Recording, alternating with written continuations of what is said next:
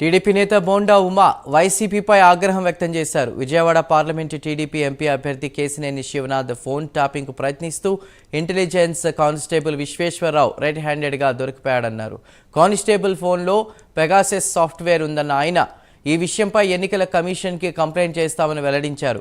ఎన్నికలు సజావుగా జరిగేందుకు వ్యవస్థ తలుపులు తడతా ఉన్నారు. అలానే ఎన్నికల కోడ్ వచ్చిన తర్వాత కూడా జగన్ తమ వ్యక్తిగత స్వేచ్ఛకి భంగం కలిగిస్తున్నారని ఆరోపించారు. అటువంటి అధికారులన్నింటినీ అందరినీ కూడా తప్పిస్తేనే రాష్ట్రంలో నిష్పక్షపాతంగా ఎన్నికలు జరిగేటువంటి అవకాశం. పోలీస్ సర్వీస్ ని ఐపీఎస్ ని జేపీఎస్ గా మార్చేశారు కొంతమంది అధికారులు. ఆ జేపీఎస్ క్యాడర్ అధికారులందరినీ తొలగించాలి. మేము మొత్తం వ్యవస్థను అన్నట్ల ఎవరైతే జగన్ పర్సనల్ సర్వీస్ చేస్తా ఉన్నారో అటువంటి అధికారులన్నింటినీ అందరినీ కూడా తప్పిస్తేనే రాష్ట్రంలో నిష్పక్షపాతంగా ఎన్నికలు జరిగేటువంటి అవకాశం ఉంటుంది. ఏదేమైనా ఇవాళ ప్రజలు మా పక్షాన ఉన్నారు. ఇవాళ పదే పదే ఈ రాష్ట్ర ముఖ్యమంత్రి నేను సింగిల్ గా వస్తా ఉన్నా, నాకెవరితో పొత్తు లేదు, నేను సింహాన్ని నేను మాట్లాడతాడు. నువ్వు సింగిల్ గా ఎక్కడ ఉన్నావా జగన్ రెడ్డి? నువ్వు సింగిల్ గా ఎక్కడ ఉన్నావు? ఇటువంటి బూట్ పాలిష్ చేసే అధికారులు నీ వెనకమాల ఉన్నారు కదా.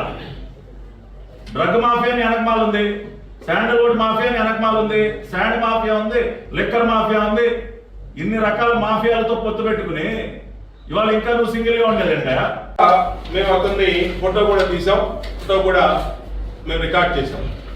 దాని తర్వాత ఇతను ఫోన్ తీసుకొని ఇతను ఫోన్ లో మొత్తం జరిగిన ట్రాన్సాక్షన్స్ ఈయన ఎవరితో మాట్లాడుతున్నాడు, ఎవరెవరు చెప్తున్నాడు అని చూస్తే నేషనల్ సబ్స్క్రైబర్ పోర్టల్ అని ఒక పోర్టల్ ఉంది.